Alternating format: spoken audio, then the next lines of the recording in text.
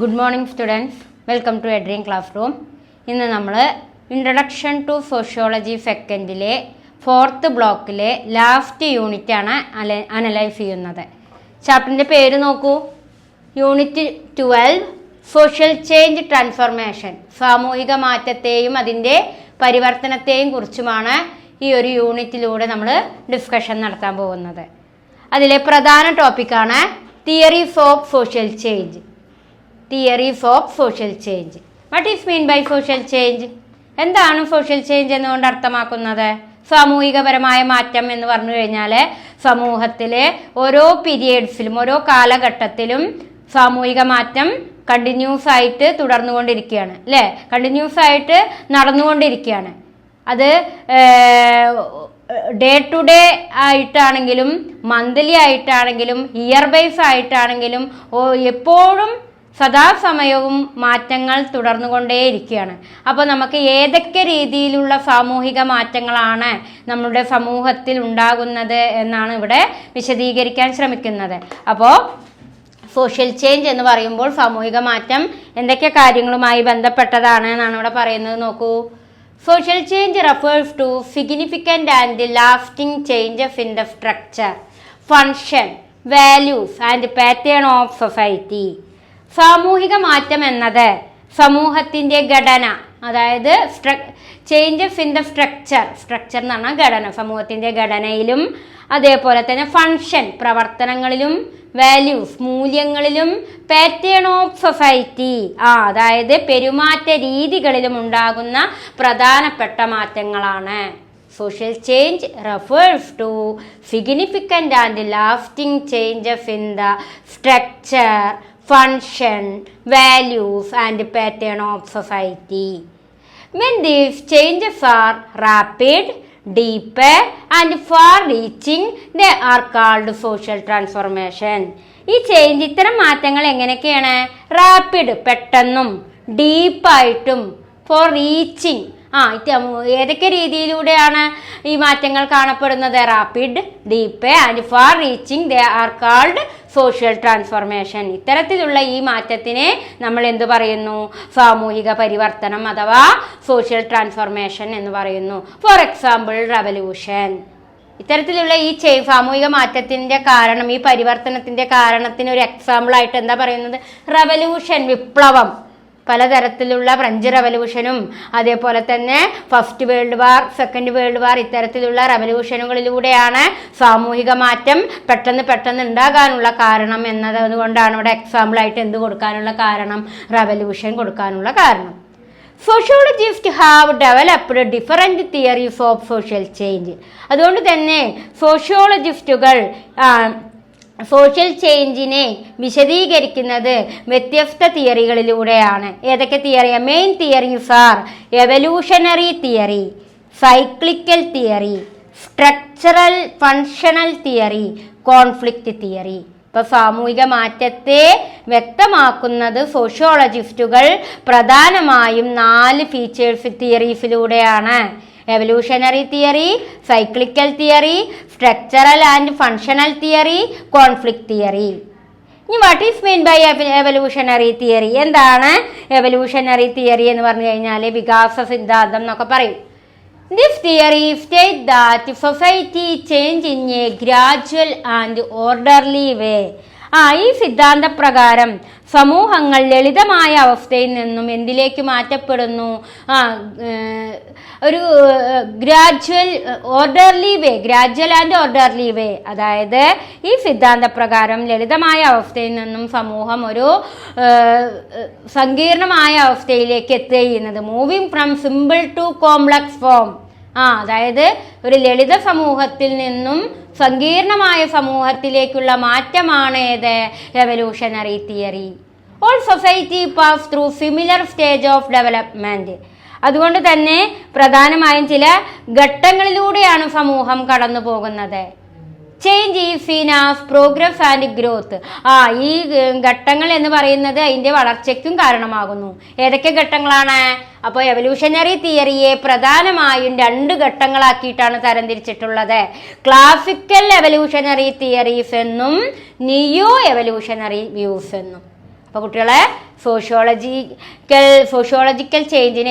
Social ചേഞ്ചിനെ പ്രധാനമായും 4 എണ്ണമായിട്ട് divide ചെയ്തു. അതിലെ ഫസ്റ്റ് പോയിന്റാണ് എവല്യൂഷണറി തിയറി. എവല്യൂഷണറി തിയറി എന്ന് പറഞ്ഞു കഴിഞ്ഞാൽ എന്താണ്? അത് ഒരു സിമ്പിൾ സൊസൈറ്റിയിൽ നിന്നും ഒരു കോംപ്ലക്സ് സൊസൈറ്റിയിലേക്കുള്ള ട്രാൻസ്ഫോർമേഷൻ അല്ലെങ്കിൽ മൂവിങ്ങിനെയാണ് എന്ത് പറയുന്നത്? Evolutionary theory. അതുകൊണ്ട് തന്നെ എവല്യൂഷണറി തിയറി ഡെവലപ്പ് ചെയ്തത് എങ്ങനെയാണ്? പല സ്റ്റേജുകളിലൂടെയാണ് അതിൻ്റെ വളർച്ച എന്ന് പറയുന്നത്.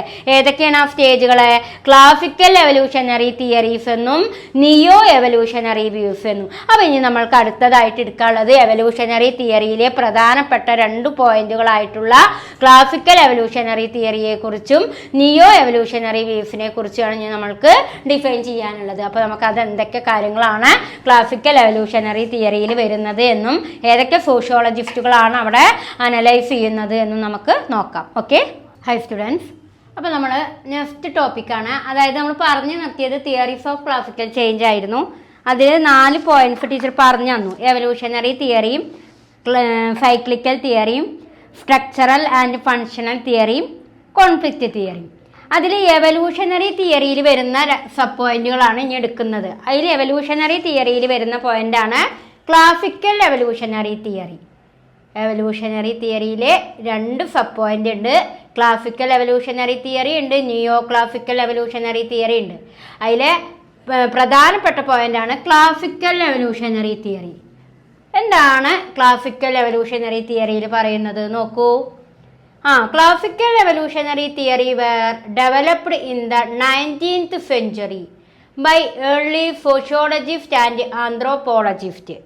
19ാം നൂറ്റാണ്ടിൽ സമൂഹശാസ്ത്രജ്ഞരും നരവംശാസ്ത്രജ്ഞരും വികസിപ്പിച്ച സിദ്ധാന്തങ്ങളിൽ ഒന്നാണ് ഏത്? Classical evolutionary theory. They believed that all society follow a similar and unlinear path of development, just like living organism grow from simple to complex.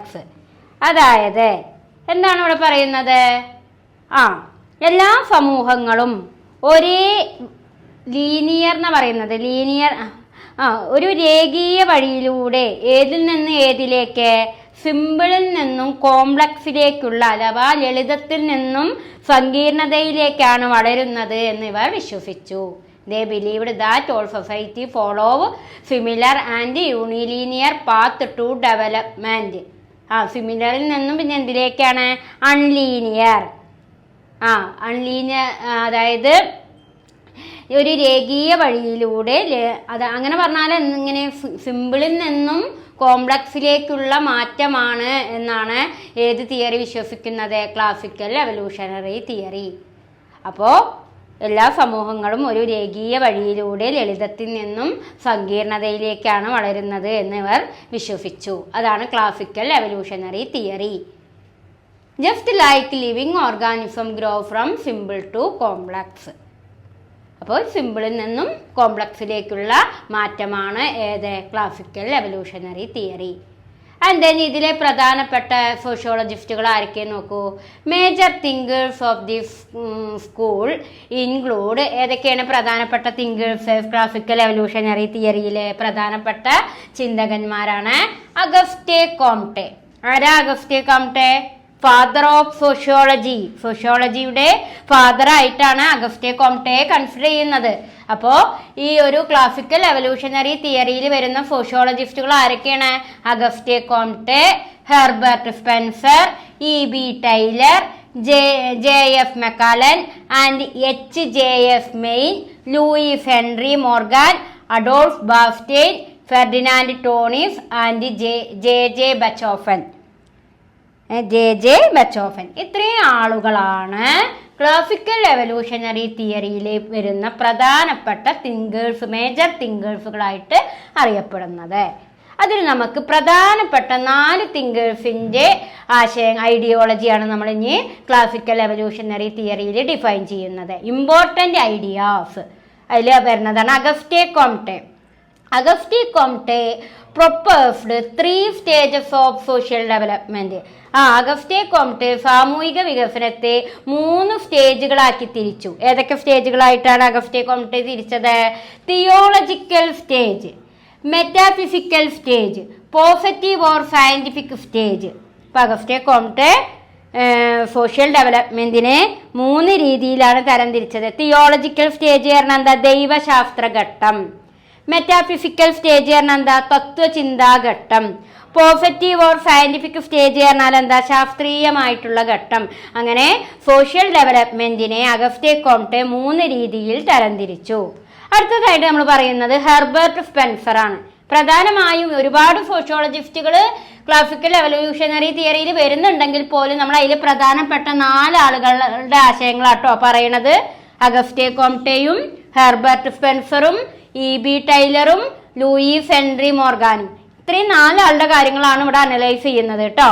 അതിൽ ഹെർബർട്ട് സ്പെൻസർ എന്താ ഡിഫൈൻ ചെയ്യുന്നത്? Herbert Spencer compared society to a living organism and society to a living organism and said society grow from simple to complex. അതായത് Herbert Spencer സമൂഹത്തെ ഒരു organism, living organism. Organism എന്ന് പറഞ്ഞാൽ എന്താ? ഒരു ജീവിയെ പോലെ, ഒരു സമൂഹത്തെ ഒരു ജീവിയെ ഓർഗാനിസം പോലെയാണ് കണക്കാക്കുന്നത്. അത് മാത്രമല്ല, സമൂഹം എന്തിൽ നിന്നും എന്തിലേക്കുള്ള മാറ്റമാണ്? Society grow from simple to complex. സമൂഹം ലളിതത്തിൽ നിന്നും കോംപ്ലക്സിലേക്കുള്ള മാറ്റമാണ്. These idea are linked with social Darwinism. ഈ ആശയത്തെയാണ് ഏത് പേരിൽ അറിയപ്പെട്ടത്? സോഷ്യൽ ഡാർവനിസം എന്ന പേരിൽ അറിയപ്പെട്ടത്.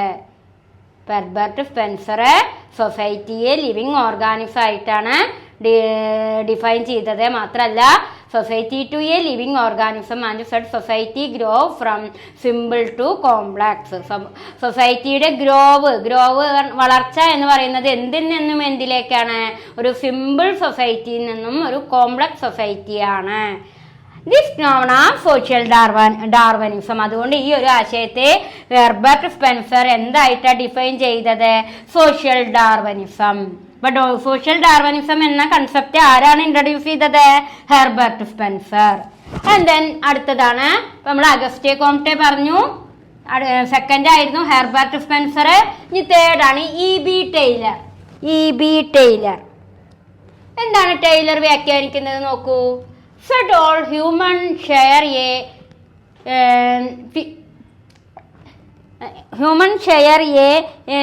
physical unity and religion evolved from animism, polytheism, monotheism. അതായത് E.B. ടൈലർ എങ്ങനെയാണ് ഡിഫൈൻ ചെയ്യുന്നത്? ഒരു ഫിസിക്കൽ യൂണിറ്റി എന്നാ പറയുന്നത്. എന്താ ഫിസിക്കൽ യൂണിറ്റി എന്ന് പറഞ്ഞാൽ? മാനസിക സൈഫിക് യൂണിറ്റി എന്നാട്ടോ. സൈഫിക് യൂണിറ്റി ആയിട്ടാണ് E.B. ടൈലർ സോഷ്യോളജിയെ ഡിഫൈൻ ചെയ്യുന്നത്. എന്താ സൈഫിക് യൂണിറ്റി എന്നാല്? മാനസിക സ്വഭാവം അപ്പോൾ ഹ്യൂമൻ സൊസൈറ്റി എന്ന് പറയുന്നത് എപ്പോഴും ഒരു സൈഫിക് യൂണിറ്റിയാണ്. അതുകൊണ്ട് തന്നെ അദ്ദേഹം റിലീജിയനെ ഏതൊക്കെ രീതിയിലാണ് ഡിഫൈൻ ചെയ്തത്? ആനിമിസം, അതേപോലെ തന്നെ പോളിത്തിസം എന്ന് പറഞ്ഞാൽ ബഹുദൈവാരാധന, മോണോത്തിസം ഏകദൈവാരാധന. അപ്പൊ ഈ 3 പ്രധാനപ്പെട്ട കാര്യം വെറും പോയിന്റ്സ് മാത്രമേ ഇൻക്ലൂഡ് ചെയ്യുന്നുള്ളൂ. അപ്പൊ മക്കളെ, സൈഫിക് യൂണിറ്റി ആയിട്ടാണ് E.B. ടൈലർ ഹ്യൂമൻസിനെ സോഷ്യോളജിയിലൂടെ ഡിഫൈൻ ചെയ്യുന്നത്. മാത്രമല്ല, അദ്ദേഹം മതപരമായ കാര്യങ്ങളെ 3 രീതിയിൽ ഡിഫൈൻ ചെയ്തു. Animism, പോളിത്തിസം, monotheism. അതായത് മോളിത്തിസം എന്ന് പറഞ്ഞാൽ എന്താണ്? ബഹുദൈവാരാധന. മോണോത്തിസം എന്ന് പറഞ്ഞാൽ എന്താണ്? ഏകദൈവാരാധന. അങ്ങനെ 3 രീതിയിൽ അദ്ദേഹം മതത്തെ എന്ത് ചെയ്തു? ഡിഫൈൻ ചെയ്തു. അതുകൊണ്ടാണ് ഒരു ഹ്യൂമൻസ് ഷെയർ എ സൈഫിക് യൂണിറ്റി എന്ന് പറയാനുള്ള കാരണം. അടുത്തതാണ് ലൂയിസ് ഹെൻറി മോർഗാൻ എന്താ പറയണത് നോക്കൂ. Morgan stated that society develop through savagery barbarism civilization mainly based on technological progress. Lewis Henry Morgan സൊസൈറ്റിയുടെ ഡെവലപ്മെന്റിനെ 3 രീതിയിൽ തരംതിരിച്ചു. ഏതൊക്കെയാണ്? അതായത് ഫാൾബറി പറഞ്ഞാൽ നമുക്കറിയാം അടിമത്വം അല്ലേ. അതേപോലെ തന്നെ ബാർബറിസം, പിന്നെ വരുന്നതാണ് സിവിലൈസേഷൻ എന്ന് പറഞ്ഞാൽ നാഗരികത അല്ലേ.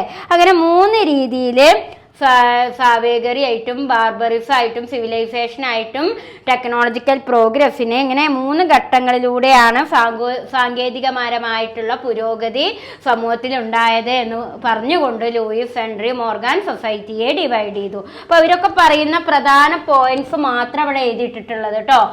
അഗസ്റ്റേ കോംറ്റെ 3 ആയിട്ട് തിരിച്ചു. ഏതൊക്കെ? Theological stage, metaphysical stage, positive or scientific stage. അതേപോലെ ഹെർബർട്ട് സ്പെൻസർ ഇൻട്രൊഡ്യൂസ് ചെയ്തതാണ് സോഷ്യൽ ഡാർവിനിസം. E.B. ടൈലറിന്റെ തിയറിയാണ് സൈഫിക് യൂണിറ്റി. അതിൽ റിലീജിയൻ എന്ന് പറയുന്നത് animism, polytheism, monotheism. Lewis Henry Morgan സൊസൈറ്റിയെ ഡിവൈഡ് ചെയ്തത് ഏതൊക്കെ ഘട്ടങ്ങളായിട്ടാ? സാവേഗറി, ബാർബറിസം, സിവിലൈസേഷൻ. അതാണ് ഏതിന്റെ പ്രോഗ്രസിന് കാരണം? അതാണ് ടെക്നിക്കൽ പ്രോഗ്രസിനെ ബേസ് ചെയ്യുന്നത് എന്നാണ് അദ്ദേഹം വ്യക്തമാക്കുന്നത്. അപ്പൊ ഇത്രയും കാര്യങ്ങളാണ് ഏതിൽ വരുന്നത്? ക്ലാസിക്കൽ എവല്യൂഷണറി തിയറി എന്ന് പറയുന്നത്. അപ്പൊ കുട്ടികളെ, എവല്യൂഷണറി തിയറി 2 എണ്ണം ഉണ്ട്. ക്ലാസിക്കൽ എവല്യൂഷണറി തിയറി ഉണ്ട്, നിയോ ക്ലാസിക്കൽ എവല്യൂഷണറി തിയറി ഉണ്ട്. ഇപ്പൊ നമ്മൾ പഠിച്ചു തീർന്നത് ഏതാണ്? ക്ലാസിക്കൽ എവല്യൂഷണറി തിയറിയാണ്. നമുക്ക് അടുത്തതായിട്ട് പറയാനുള്ളത് നിയോ എവല്യൂഷണറി സ്കൂളിനെ കുറിച്ചാണ്. എന്താണ് നിയോ എവല്യൂഷണറി സ്കൂളിൽ എന്തൊക്കെ കാര്യങ്ങളാണ് വരുന്നതെന്നും അതിൽ ഏതൊക്കെ സോഷ്യോളജിസ്റ്റുകളാണ് അനലൈസ് ചെയ്യുന്നത് തുടങ്ങിയ കാര്യങ്ങൾ നമുക്ക് അടുത്ത ടോപ്പിക്കിലൂടെ നോക്കാം. Okay, hi students. അപ്പം നമ്മൾ എവല്യൂഷണറി തിയറിയിലെ ക്ലാസിക്കൽ എവല്യൂഷണറി തിയറി ഡിസ്കഷൻ നടത്തി. നെക്സ്റ്റ് പോയിന്റാണ് നിയോ എവല്യൂഷണറി സ്കൂൾ അഥവാ നിയോ എവല്യൂഷണറി തിയറി. എന്താണ് വികാസ സിദ്ധാന്തം എന്ന് നമുക്ക് നോക്കാം. നിയോ എവല്യൂഷണറി സ്കൂൾ അഥവാ നിയോ എവല്യൂഷണറി തിയറി. നിയോ എവല്യൂഷണറി തിയറി എന്ന് പറഞ്ഞു കഴിഞ്ഞാൽ എന്ന് മുതലാണ് ഈ തിയറി യൂസ്ഫുൾ ആയിട്ടുള്ളത് എന്ന് നമുക്ക് നോക്കാം. In the 20th century, evolutionary theory was revived in a more scientific form by V. Gordon Childe, Julian Stewart and Leslie White. ആരൊക്കെ ചേർന്നാണ് നിയോ എവല്യൂഷണറി തിയറിക്ക് നേതൃത്വം കൊടുത്തത്? 20th സെഞ്ചുറി 20ാം നൂറ്റാണ്ടിൽ ആരാണ്? Evolutionary theory was derived in A Evolutionary theory was revived in a more scientific form by V. Gordon Childe. അതായത് V Gordon ചിൽഡും Julian സ്റ്റിവാർഡും Leslie വൈറ്റും ചേർന്നാണ് ഈ ഒരു തിയറി ഫോർമുലേറ്റ് ചെയ്തത്. They used evidence, systematic analysis and scientific method, so there are called neo-evolutionists. അതേപോലെ തന്നെ ഈ തിയറിയെ കുറിച്ച് എന്താണ് പറയുന്നത്? തെളിവുകളും ശാസ്ത്രീയ വിശകലനവും ഉപയോഗിച്ചതിനാൽ ഈ തിയറിയെ ഏത് പേരിൽ അറിയപ്പെടുന്നു? നിയോ എവല്യൂഷനിസ്റ്റ് എന്നറിയപ്പെടുന്നു. They used evidence. എവിഡൻസ് പറഞ്ഞാൽ എന്താ? പലതരത്തിലുള്ള തെളിവുകളും systematic analysis and scientific method, ശാസ്ത്രീയവും വിശകലനപരമായിട്ടുള്ള രീതികളൊക്കെ ഉപയോഗിച്ചത് കൊണ്ട് ഈ തിയറിയെ ഏത് പേരിൽ അറിയപ്പെടുന്നുണ്ട്? നിയോ എവല്യൂഷനിസ്റ്റ് എന്നറിയപ്പെടുന്നു. എവിഡൻസും സിസ്റ്റമാറ്റിക് അനാലിസിസും സയന്റിഫിക് മെത്തേഡും ഈ 3 കാര്യങ്ങൾ യൂസ് ചെയ്യുന്നത് കൊണ്ടാണ് ഈ തിയറിയെ ഏത് പേരിൽ അറിയപ്പെടുന്നത്? നിയോ എവല്യൂഷനിസ്റ്റ് എന്നറിയപ്പെടുന്നത്. ഇനി ഇതിന്റെ പ്രധാനപ്പെട്ട ഈ 20th സെഞ്ചുറിയിൽ 20ാം നൂറ്റാണ്ടിൽ ഫോർമുലേറ്റ് ചെയ്തത് ആരൊക്കെ ചേർന്നാണ്? വി ഗോർഡൻ ചൈൽഡ് എന്താണ് പറയുന്നത് നോക്കൂ. V Gordon Childe explained cultural evolution through technological stage. അതായത് അദ്ദേഹം സാംസ്കാരിക വികാസം ഏതിലൂടെയാണ് എന്നാ പറയുന്നത്? Technological stage. ഒരു സാംസ്കാരിക വികാസം എവല്യൂഷൻ എന്ന് പറയുന്നത് cultural evolution through technological stage. സാംസ്കാരിക വികാസം എന്ന് പറയുന്നത് ടെക്നോളജിക്കൽ സ്റ്റേജിലൂടെയാണ്. ഏതൊക്കെയാണത്? Palaeolithic, Neolithic, bronze age, iron age. ഈ കാലഘട്ടങ്ങളിലൂടെയാണ് എന്തുണ്ടായത്? സാംസ്കാരികപരമായിട്ടുള്ള വികാസം ഉണ്ടായത്. അപ്പൊ സാംസ്കാരിക വികാസം ടെക്നോളജിക്കൽ സ്റ്റേജിലൂടെയാണ്. ഏതൊക്കെ സ്റ്റേജാ? Palaeolithic stage, Neolithic stage, bronze age, iron age. ഈ 4 ഏജിലൂടെയും ഈ 4 കാലഘട്ടത്തിലൂടെയുമാണ് സാംസ്കാരികപരമായ ഡെവലപ്മെന്റ് ഉണ്ടായത്. അതുകൊണ്ടാണ് ടെക്നോളജിക്കൽ സ്റ്റേജ് എന്ന് അനൗൺസ് ചെയ്യാനുള്ള കാരണം, ഗോൾഡൻ ചൈൽഡ് ഡിഫൈൻ ചെയ്യാനുള്ള കാരണം. നെക്സ്റ്റ് ലെസ്ലി വൈറ്റ് എങ്ങനെയാണ് ഡിഫൈൻ ചെയ്യുന്നത്? So cultural development depend on the amount of energy used and the efficiency of technology. More energy was means more cultural development. Leslie white എന്താണ് അവിടെ ഉദ്ദേശിക്കുന്നത്? Cultural development depend on സാംസ്കാരിക വികസനം എന്തൊക്കെ കാര്യങ്ങളുമായിട്ടാണ് depend ചെയ്യുന്നത്, ആശ്രയിക്കുന്നത്? മനുഷ്യർ ഉപയോഗിക്കുന്ന ഊർജത്തിന്റെ അളവും സാങ്കേതികമായ കാര്യക്ഷമതയും അനുസരിച്ചാണ് എന്നാണ് ആര് വ്യക്തമാക്കിയത്? Leslie White. Amount of energy used and efficiency of technology. More energy we means more cultural development. അപ്പോൾ മനുഷ്യൻ ഉപയോഗിക്കുന്ന ഊർജത്തിന്റെ അളവും സാങ്കേതികപരമായിട്ടുള്ള ടെക്നോളജിക്കൽ ആയിട്ടുള്ള എഫിഷ്യൻസിയും അനുസരിച്ചാണ് കൾച്ചറൽ ഡെവലപ്മെന്റ് എന്നാണ് ആര് വ്യക്തമാക്കിയത്? ലെസ്ലി വൈറ്റ് വ്യക്തമാക്കിയത്. അടുത്തതാണ് Julian steward proposed multilinear evolution, meaning society may follow different paths of development based on environment and technology. അതായത് ജൂലിയൻ സ്റ്റിവാർഡിന്റെ അഭിപ്രായത്തില് ഒരു മൾട്ടിലീനിയർ ആയിട്ടുള്ള ഡെവലപ്മെന്റ് ആണ്. മാത്രല്ല അതാണ് അദ്ദേഹം മുന്നോട്ട് വെച്ചത്. പിന്നെ എന്താണ് അതുകൊണ്ട് അർത്ഥമാക്കുന്നത്? Society may follow different paths of development based on environment and technology. സമൂഹം പരിസ്ഥിതി, സാങ്കേതികത തുടങ്ങിയവയെ ആശ്രയിച്ച് വ്യത്യസ്ത വഴികളിലൂടെയാണ് വികസിക്കുന്നത്. അപ്പം സമൂഹത്തിന്റെ ഡെവലപ്മെന്റ് എന്ന് പറയുന്നത് വ്യത്യസ്ത വഴികളിലൂടെയാണ്. ഏതിനൊക്കെ ഡിപ്പെൻഡ് ചെയ്തുകൊണ്ട്? എൻവയോൺമെന്റിനെയും ടെക്നോളജിയെയും ഡിപ്പെൻഡ് ചെയ്തുകൊണ്ട് സമൂഹത്തിന്റെ ഡെവലപ്മെന്റ് എന്ന് പറയുന്നത് ഒരു ഡിഫറൻറ്റ് പാത്താണ് എന്നാണ് ആര് അഭിപ്രായപ്പെട്ടത്? Julian Steward. അതേപോലെ തന്നെ ഇൻ ഷോർട്ട്, അത് ഒരു ഷോർട്ടായിട്ട് പറയുകയാണെങ്കിൽ classical evolutionist believed in one single path of social development. അതായത് ക്ലാസിക്കൽ എവല്യൂഷനിസ്റ്റുകൾ അഥവാ ക്ലാസിക്കൽ വികാസവാദികൾ ഒരു single path of social development, സാമൂഹിക വികസനത്തെ ഒരൊറ്റ വഴികളിലൂടെയാണ് കാണുന്നതെങ്കിൽ നിയോ എവല്യൂഷനിസ്റ്റുകൾ ആക്സെപ്റ്റഡ് മൾട്ടിപ്പിൾ പാത്ത്, ഒരുപാട് വ്യത്യസ്ത വഴികളിലൂടെയാണ് ഏതിനെ കാണുന്നത്? സോഷ്യൽ ഡെവലപ്മെന്റിനെ കാണുന്നത്. അപ്പോൾ ക്ലാസിക്കൽ എവല്യൂഷനിസ്റ്റുകൾ സോഷ്യൽ ഡെവലപ്മെന്റിനെ ഒരു സിംഗിൾ പാത്തിലൂടെ, ഒരു ഒറ്റ വഴിയിലൂടെ വിശ്വസിക്കുമ്പോൾ നിയോ എവല്യൂഷനിസ്റ്റുകൾ സോഷ്യൽ ഡെവലപ്മെന്റിനെ അഥവാ സോഷ്യൽ ചേഞ്ചിനെ ഏതൊക്കെ വഴികളിലൂടെയാണ് അക്സെപ്റ്റ് ചെയ്യുന്നത്? Multiple path and used scientific method to explain social change. പലതരത്തിലുള്ള ശാസ്ത്രീയ വികാസത്തിലൂടെയാണ് സാമൂഹിക മാറ്റത്തെ എക്സ്പ്ലെയിൻ ചെയ്യുന്നത്. അതാണ് ക്ലാസിക്കലും നിയോ ക്ലാസിക്കലും തമ്മിലുള്ള വ്യത്യാസം. ക്ലാസിക്കൽ ആകുമ്പോൾ ഒരു ഒറ്റ വഴിയിലൂടെയാണ് സോഷ്യൽ ഡെവലപ്മെന്റിനെ നിർവചിക്കുന്നതെങ്കിൽ നിയോ എവല്യൂഷനിസ്റ്റുകൾ എങ്ങനെയാണ്? മൾട്ടിപ്പിൾ പാത്തിലൂടെ വിശദീകരിക്കാൻ ശ്രമിക്കുന്നു. അതിലൂടെയാണ് സയന്റിഫിക് മെത്തേഡുകൾ ഉപയോഗിച്ചിട്ട് സോഷ്യൽ ചേഞ്ചിനെ എക്സ്പ്ലെയിൻ ചെയ്യുന്നത്. ഇത്രയും കാര്യങ്ങളാണ് നിയോ എവല്യൂഷണറി തിയറിയിൽ നമുക്ക് ഡിഫൈൻ ചെയ്യാനുള്ളത്. അപ്പൊ കുട്ടികളെ, തിയറീസ് ഓഫ് സോഷ്യൽ ചേഞ്ച് അതൊരു വലിയ എസ്സേ ക്വസ്റ്റ്യൻ ആണ്. അതിൽ എവല്യൂഷണറി തിയറിയാണ് നമ്മൾ എടുത്തത്.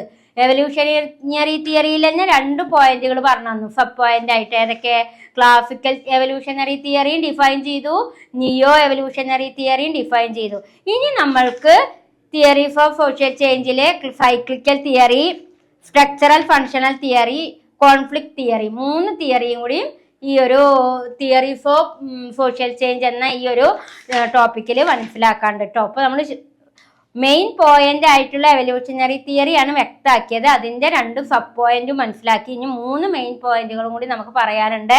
അപ്പൊ രണ്ടാമത്തെ പോയിന്റ് ആയിട്ടുള്ള സൈക്ലിക്കൽ തിയറിയിൽ എന്തൊക്കെ കാര്യങ്ങളാണ് പറയുന്നത്, എന്തൊക്കെ കാര്യങ്ങളാണ് അതിൽ ഡിസ്കഷൻ നടത്തുന്നത് സോഷ്യൽ ചേഞ്ചിനെ കുറിച്ച് എന്ന് നമുക്ക് നോക്കാം. ഓക്കെ, ഹൈ സ്റ്റുഡൻസ്, അപ്പോൾ നമ്മൾ തിയറീസ് ഓഫ് സോഷ്യൽ ചേഞ്ചിലെ എവല്യൂഷണറി തിയറി അതിൻ്റെ 2 സബ് പോയിന്റുകളും ഡിസ്കഷൻ നടത്തി. രണ്ടാമത്തെ മെയിൻ തിയറിയാണ് സൈക്ലിക്കൽ തിയറി. സൈക്ലിക്കൽ തിയറി അതായത് സൈക്ലിക്കൽ തിയറി എന്ന് പറഞ്ഞാൽ സൈക്ലിക്കൽ എന്ന് പറഞ്ഞാൽ എന്താ, അതായത് റൊട്ടേറ്റ് ചെയ്യുക. അപ്പം അങ്ങനെ ഒരു ചാക്രിക സിദ്ധാന്തം അഥവാ സൈക്ലിക്കൽ തിയറി എന്ന് നമുക്ക് എന്താണ് അതിൽ അനലൈസ് ചെയ്യുന്നത് എന്ന് നമുക്ക് നോക്കാം. Cyclical theory explain social change as A repetitive and circular process rather than A straight line progress. അതായത് സൈക്ലിക്കൽ തിയറി പ്രകാരം അത് സാമൂഹിക മാറ്റത്തെ മുന്നോട്ടുള്ള പുരോഗതിയായല്ല, മറിച്ച് അത് ആവർത്തിക്കുന്ന ഒരു പ്രക്രിയയായിട്ടാണ് വ്യക്തമാക്കുന്നത്. Cyclical theory explain social change as A repetitive and circular process. Repetitive പറഞ്ഞാൽ എന്താണ്, ആവർത്തിക്കുന്നതും കറങ്ങിക്കൊണ്ടിരിക്കുന്നതുമായിട്ടുള്ള ഒരു പ്രക്രിയയായിട്ടാണ് സൈക്ലിക്കൽ തിയറി സോഷ്യൽ ചേഞ്ചിനെ എക്സ്പ്ലെയിൻ ചെയ്യുന്നത്. അതല്ലാതെ ഒരു സ്ട്രൈറ്റ് ലൈൻ പ്രോഗ്രസ് ആയിട്ടല്ല സൈക്ലിക്കൽ തിയറി സോഷ്യൽ ചേഞ്ചിനെ എക്സ്പ്ലെയിൻ ചെയ്യുന്നത്. ഒരു റിപ്പീറ്റേറ്റീവ് ആൻഡ് സർക്കുലർ പ്രോസസ് ആയിട്ടാണ്. റിപ്പീറ്റേറ്റീവ് പറഞ്ഞാൽ എന്താണ്, ആവർത്തിക്കുന്നതും. സർക്കുലർ പ്രോസസ് പറഞ്ഞാൽ എന്താണ്, സർക്കുലർ പറഞ്ഞാൽ കറങ്ങിക്കൊണ്ടിരിക്കുന്നതുമായിട്ടുള്ള ഒരു പ്രക്രിയയായിട്ടാണ് സൈക്ലിക്കൽ തിയറി സോഷ്യൽ ചേഞ്ചിനെ എക്സ്പ്ലെയിൻ ചെയ്യുന്നത്. According to this view society and civilization go through repeated അതുകൊണ്ട് ഇവിടെ പറയാണ് ഈ തിയറി എന്താണ് പറയുന്നത്, സമൂഹങ്ങളും സംസ്കാരങ്ങളും ഏതൊക്കെ ഘട്ടങ്ങളിലൂടെയാണ് കടന്നു പോകുന്നത് എന്ന് വിവരിക്കുന്നു. അതായത് according to this view society and civilization, സമൂഹങ്ങളും സിവിലൈസേഷൻ നാഗരികതയും ഏതൊക്കെ വിധത്തിലാണ് റിപ്പീറ്റേറ്റ് ചെയ്യുന്നത്, ഏതൊക്കെ രീതിയിലാണ് സൈക്ലിംഗ് ചെയ്യുന്നത് എന്നാണ് ഇത് പറയുന്നത്. ഏതൊക്കെ ഗ്രോത്ത് ഉണ്ടാവാം, മെച്യൂരിറ്റി ഉണ്ടാവാം, ഡിക്ലൈൻ ഉണ്ടാവാം, റിന്യൂവൽ ഉണ്ടാവാം. ഗ്രോത്ത് ഉണ്ടാവാന്ന് പറഞ്ഞാൽ ഉയർച്ച ഉണ്ടാവാം, മെച്യൂരിറ്റി ഉണ്ടാവുക എന്ന് പറഞ്ഞു കഴിഞ്ഞാൽ പക്വത സംഭവിക്കാം, ഡിക്ലൈൻ ഉണ്ടാവാന്ന് പറഞ്ഞാൽ തകർച്ച സംഭവിക്കാം, റിന്യൂവൽ ഉണ്ടാവാന്ന് പറഞ്ഞാൽ വീണ്ടും എന്ത് ചെയ്യാം, വീണ്ടും പുതിയതിലേക്ക് എത്തിപ്പെടാം. അപ്പൊ ഇതാണ് സോഷ്യൽ ചേഞ്ച് എന്ന് പറയുന്നത് എന്നാണ് ഏത് തിയറിയിലൂടെ ഡിഫൈൻ ചെയ്യുന്നത്, സൈക്ലിക്കൽ തിയറി ഡിഫൈൻ ചെയ്യുന്നത്. ഇപ്പൊ സൈക്ലിക്കൽ തിയറി ഒരിക്കലും ഒരു സ്ട്രൈറ്റ് ലൈൻ പ്രോഗ്രസ്സിന് അല്ല പ്രാധാന്യം കൊടുത്തത്, റിപ്പീറ്റേറ്റീവ് ആൻഡ് സർക്കുലർ പ്രോസസ്സിന് ഇമ്പോർട്ടൻറ്റ് കൊടുക്കുകയും മാത്രമല്ല അത് ഏതൊക്കെ വിധത്തിലാണ് ആ സോഷ്യൽ ചേഞ്ച് ഉണ്ടാവുന്നത്, ഗ്രോത്ത് ആയിട്ടും മെച്യൂരിറ്റി ആയിട്ടും ഡിക്ലൈൻ ആയിട്ടും റിന്യൂവൽ ആയിട്ടും ഒക്കെ സംഭവിക്കാം എന്നാണ് ഇവിടെ വ്യക്തമാക്കുന്നത്. ഇനി അതിലെ സൈക്ലിക്കൽ തിയറിയിലെ പ്രധാനപ്പെട്ട സോഷ്യോളജിസ്റ്റുകൾ എന്തൊക്കെയാണ് ഡിഫൈൻ ചെയ്യുന്നത് നോക്കാം. First one A L. Kroeber studied changes in fashion, especially women clothing in Western society. അതായത് എ.എൽ. ക്രോബർ പാശ്ചാത്യ സമൂഹങ്ങളിലെ സ്ത്രീകളുടെ വസ്ത്രധാരണയിലെ മാറ്റങ്ങൾ അദ്ദേഹം പഠിക്കുകയും he found that fashion changes follow regular cyclical pattern over long period of time. Fashion മാറ്റങ്ങൾക്ക് ക്രമബദ്ധമായ എപ്പോഴും ഒരു സൈക്ലിക്കൽ ചേഞ്ച് ആണ് ഡ്രസ്സിങ്ങിൽ വരെ സംഭവിക്കുന്നത് എന്നാണ് ആര് പറയുന്നത്, എ.എൽ. Kroeber.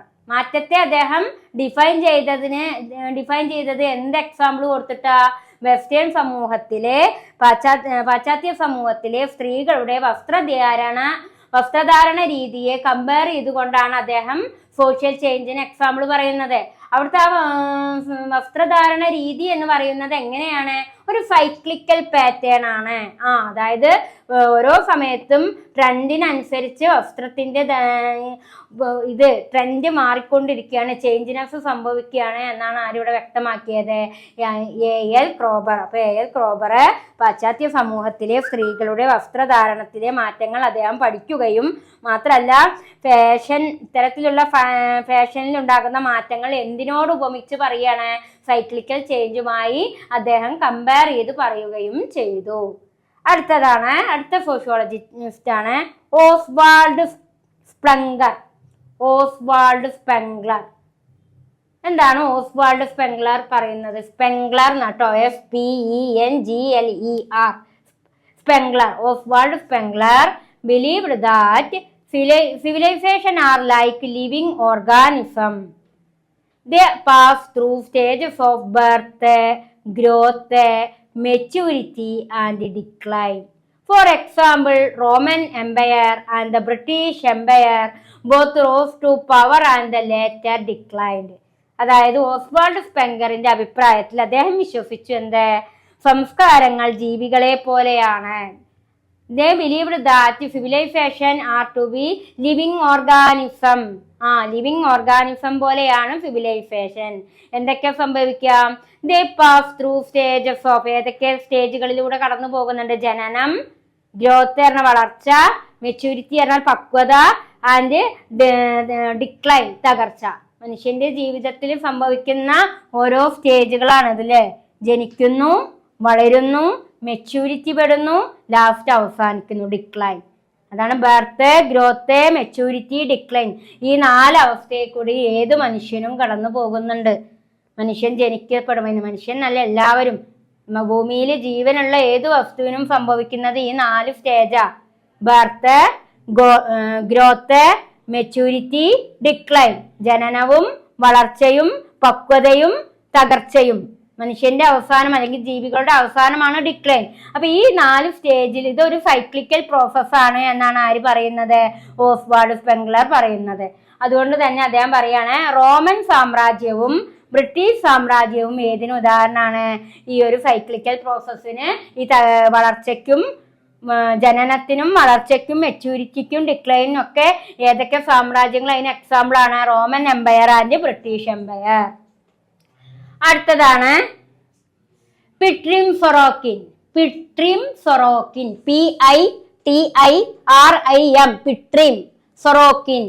Pitrim Sorokin said that society moved through 3 types of cultural system in a cycle. സംസ്കാരങ്ങൾ 3 തരത്തിലുള്ള സാംസ്കാരിക ഘട്ടത്തിലൂടെ മാറി മാറി കടന്നു പോകുന്നു. 3 ഘട്ടത്തിലൂടെയാണ് സംസ്കാരം കടന്നു പോകുന്നത് എന്നാണ് ആര് വ്യാഖ്യാനിച്ചത്? Pitirim Sorokin. എന്തൊക്കെയാണ്? Ideational culture, idealistic culture, sensate culture. Ideational culture എന്ന് പറഞ്ഞാൽ ആദർശവാദ സംസ്കാരം എന്ന് പറയും. സംസ്കാരം 3 രീതിയിലൂടെ കടന്നു പോകുന്നുണ്ട് എന്നാണ് പിട്രിം സൊറോക്കിൻ പറയണത്. First one ideational culture, second one idealistic culture, and third one sensate culture. Ideational culture എന്ന് പറഞ്ഞാൽ എന്താ? Based on religion and spiritual belief. മതവും ആത്മീയ വിശ്വാസങ്ങളും അധിഷ്ഠിതമായതിനെയാണ് ഐഡിയേഷണൽ കൾച്ചർ അഥവാ ആദർശവാദം എന്ന് പറയുന്നത്. ഇനി ഐഡിയലിസ്റ്റിക് കൾച്ചർ എന്ന് പറഞ്ഞാൽ എന്താണ്? Idealistic culture A mix of spiritual and material value. ആത്മീയവും ഭൗതികമായ മൂല്യങ്ങൾ ഉൾക്കൊള്ളുന്നതിനെയാണ് ഐഡിയലിസ്റ്റിക് കൾച്ചർ എന്ന് പറയുന്നത്. Idealistic culture A mix of spiritual and material value. Spiritual എന്ന് പറഞ്ഞാൽ ആത്മീയവും മെറ്റീരിയൽ എന്ന് പറഞ്ഞാൽ ഭൗതികവും. അപ്പൊ ആത്മീയവും ഭൗതികമായ മൂല്യങ്ങൾ ഉൾക്കൊണ്ട് പ്രവർത്തിക്കുന്നതിനെയാണ് ഐഡിയലിസ്റ്റിക് കൾച്ചർ എന്ന് പറയുന്നത്. And then third one, sensate culture. What is mean by sensate culture? Sensate culture based on science, sense perception and materialism. Sensate culture എന്ന് പറഞ്ഞാൽ എന്താണ്? അത് സയൻസ് ആണ്.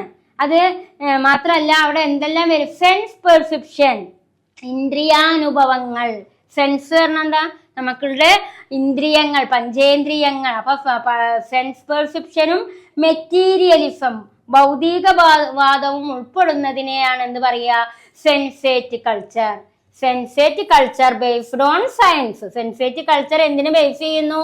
ശാസ്ത്രത്തെ, സയൻസിനെ ബേസ് ചെയ്യുന്നു. എന്നിട്ട് എന്താണ് അതിൽ വരുന്നത്? സെൻസ് പെർസെപ്ഷൻ, ഇന്ദ്രിയ അനുഭവങ്ങളും മെറ്റീരിയലിസം, ഭൗതികവാദവും. അപ്പൊ സെൻസ് പെർസെപ്ഷനും മെറ്റീരിയലിസവും ഉൾക്കൊള്ളുന്നതിനെയാണ് എന്ത് പറയുക, sensate culture. And then society shift from one type to another according to their needs. അതുകൊണ്ട് തന്നെ സമൂഹം ഓരോ ആവശ്യങ്ങൾക്ക് വേണ്ടി എന്ത് ചെയ്യുന്നു? മാറ്റം ഷിഫ്റ്റ് ചെയ്യപ്പെടുന്നുണ്ട്. ഇനി വേറെ രണ്ടാള് കൂടി പറയുന്ന തിയറിയാണ് Arnold ടോയിൻബി. Arnold Toynbee studied many civilizations and concluded that they are born, grow, decay and die. നമ്മൾ നേരത്തെ പറഞ്ഞ ഓസ്വാൾഡ് സ്പെങ്കർ പറഞ്ഞ അതേ തിയറി തന്നെയാണ് ആരും പറയണത്, അർണോൾഡ് ടോയിൻബി. അദ്ദേഹം എന്താ പറയണത്? Born, grow, decay and dead. അതായത് മനുഷ്യൻ ജനിക്കുന്നു, വളരുന്നു, അതേപോലെ തന്നെ എന്ത് ചെയ്യപ്പെടുന്നു? തളരുന്നു, അവസാനിക്കുന്നു, നശിക്കുന്നു. മനുഷ്യൻ എന്ത് ചെയ്യുന്നു? ബോൺ, ജനിക്കുന്നു, ഗ്രോവ്, വളരുന്നു, ഡീക്കേ, തളരുന്നു, ആൻഡ് ഡെഡ്, മരിക്കുന്നു. അതന്നെയാണ് മനുഷ്യന്റെ ജീവിതം. അതന്നെയാണ് സൈക്ലിക്കൽ പ്രോസസ്സ് എന്നാണ് ആര് പറയുന്നത്? അർണോൾഡ് ടോയിൻബി. അത് ആരുടെ തിയറി തന്നെ പറയണ അയാള്?